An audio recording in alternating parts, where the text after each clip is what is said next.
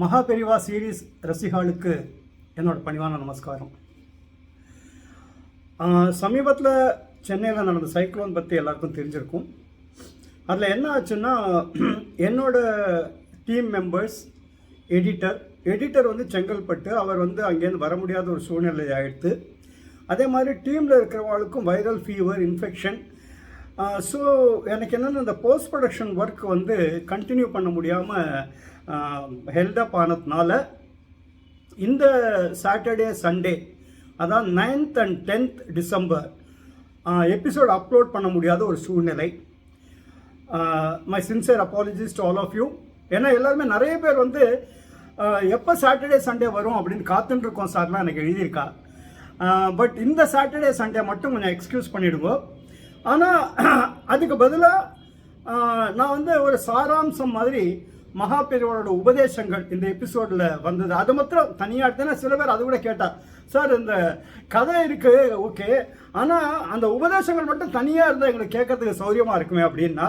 So அதனால இந்த Saturday Sunday மட்டும் பெரியவாளோட உபதேசங்கள், முக்கியமான உபதேசம் என்னவோ அதை மட்டும் உங்களுக்கு ஷேர் பண்ணுறேன். இன்ஃபேக்ட் இன்னைக்கு, அதாவது சாட்டர்டே, நான் இப்போ என்னோட இந்த சின்ன இதுக்கப்புறம் அனௌன்ஸ்மெண்ட்டுக்கு அப்புறம் அந்த முதல் உபதேசம் தொடரும். அவசியம் பாருங்க. And of course if I don't acknowledge it, I will be failing in my duty. அதாவது உங்கள் எல்லாரோட பேர் ஆதரவுனால தான் இந்த சீரீஸ் போயின்னு இருக்கு. Progressing towards 100. அஃப்கோர்ஸ் 100 எபிசோடுக்கு மேலே அது என்ன ஆகுங்கிறது மகாபெரிவா தான் தீர்மானம் பண்ணி சொல்லணும். Whatever it is, as I always been telling you, என்னால் முடிஞ்ச வரைக்கும் ஆத்மார்த்தமாக நான் பண்ணிட்டு இருக்கேன். And I will continue to do that. With those few words, இப்போ வந்து உபதேசம் இன்னைக்கு பாருங்க, நாளைக்கும் இன்னொரு சின்ன செக்மெண்ட் ஆஃப் உபதேசம் நீங்கள் பார்க்கலாம். And thanks to each and every one of you for your continued patronage and support. Now sit back and watch the Upadesam. And அடுத்த வாரத்திலேருந்து of course episode will continue. நன்றி நன்றி நன்றி.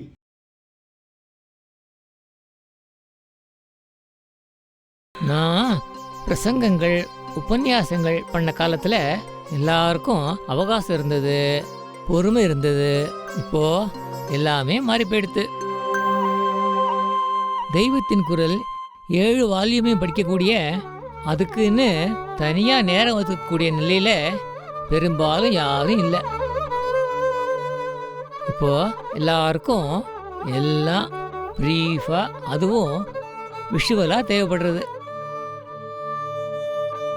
அது மட்டும் இல்லை, எல்லாரும் எல்லாத்தையும் சுலபமாக கிரகிச்சுக்கிறா.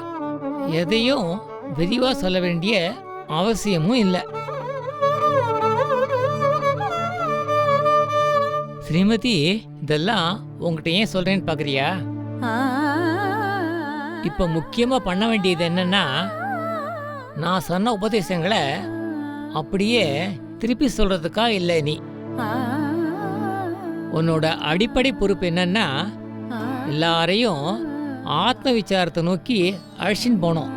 ஆனா அந்த ஆத்ம விசாரம்னா என்னன்னு முதல்ல எனக்கு தெரியணுமே பெரியவா. அதை முழுமையாக தெரிஞ்சுக்கணுன்னா தெய்வத்தின் குரல் 4ஆம் பாகம் 523ஆம் பக்கத்துலேருந்து படிச்சுப்பாரு.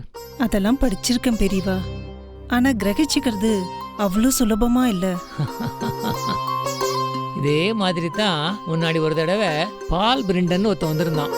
திருவண்ணாமலையில் இருக்கிற ரமண மகரிஷி போய் பாருன்னு நான் அவங்ககிட்ட சொன்னேன். ஏன்னா ரமண மகரிஷி ஆத்ம விசாரத்தை பற்றி விரிவாக சொல்லியிருக்கார்.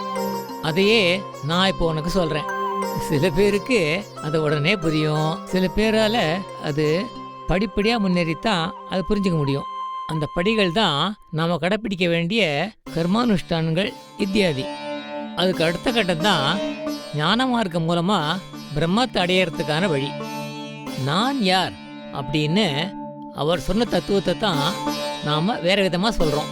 இதனால் உன்னுடைய எண்ணம், நோக்கம் எல்லாமே அதை நோக்கி பயணிக்கிறதா தான் இருக்கணும். இந்த ஆத்ம விசாரத்தை எல்லாருக்கும் தூண்டி விடுற விதமா உன்னுடைய பிரவச்சனம் அமையணும். பெரியவா, யூஎஸ்ல நான் ஒரு சாதாரண வாழ்க்கை வாழ்ந்துட்டு இருந்தேன். பெரியவாளுக்கு தெரியாதது எதுவும் இல்லை. ஒரு டிரான்சிட் கேம்ப் மூலமா சர்வீஸ் செஞ்சு அதை பரோபகாரமா மேற்கொண்டு வாழ்நாளில் கழிச்சிடலான் தான் இந்தியாவுக்கு வந்தேன். இதை ஒரு சின்ன கைங்கரியமாக தான் நினச்சி செஞ்சுட்டு இருந்தேன். இப்போ பெரியவா சொல்றத பார்த்தா எனக்கு ஒன்றும் புடிபடலை. இந்த ஆத்ம விசாரம் அப்படின்னா என்ன பெரியவா? தீவிர ஆத்ம விசாரம் பண்ணா நான் யாருங்கிறது புரிஞ்சு போயிடும். அதுதான் முக்தியை கொடுக்கும். தீவிர ஆத்ம விசாரம்னா அப்ப அந்த தீவிர ஆத்ம விசாரம் பண்ணினா நான் யார் அப்படிங்கறத தெரிஞ்சுக்க முடியுமா? இதை பத்தி ரமணர் இப்படி சொல்லியிருக்கார். இப்போ நான் அப்படின்னு சொன்னா இந்த ஸ்தூல சரீரம் நான் இல்லை. பஞ்ச பிராணாதி வாயுக்கள் 5 எலிமெண்ட்ஸ் நான் இல்லை. யோசிக்கிற மனசு திங்கிங் மைண்ட் நான் இல்லை. அஜ்ஞானமும் நான் இல்லை. இது எதுவுமே நான் இல்லை. இது எதுவுமே நான் இல்லைன்னா அப்போ நான் யார்?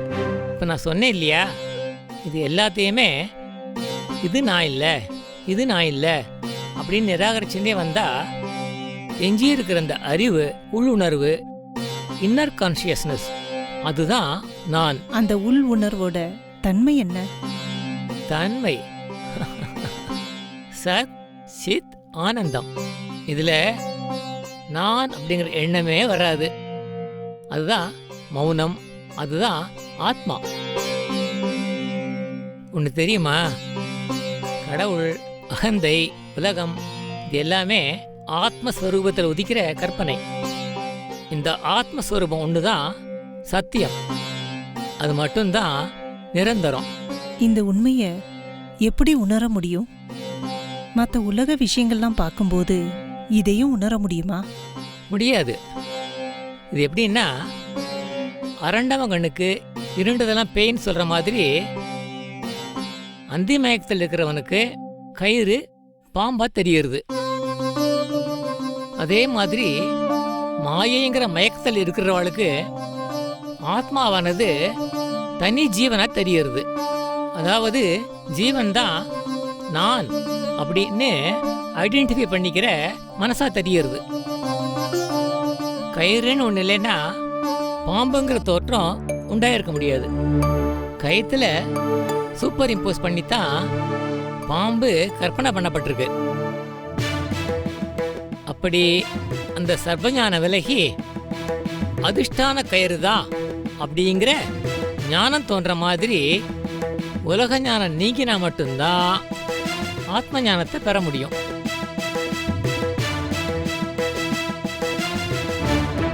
விவேகம் இல்லாதவா ஆசைங்கிற வெயிலேருந்து அமைதிங்கிற அந்த நிழலுக்கு மாறி மாறி வந்து போயிட்டு இருப்பா. ஆனா விவேகியோ அமைதிங்கிற நிழலுக்கு ஒரு தடவை வந்துட்டான்னா அங்கேருந்து நகர கூட மாட்டான். அதே மாதிரி தன் ஸ்வரூபத்தை அடையிறவரை, தான் யாருங்கிறத உணர்றவரை ஆத்ம விசாரத்தில் தொடர்ந்து ஈடுபட்டுட்டே இருக்கணும்.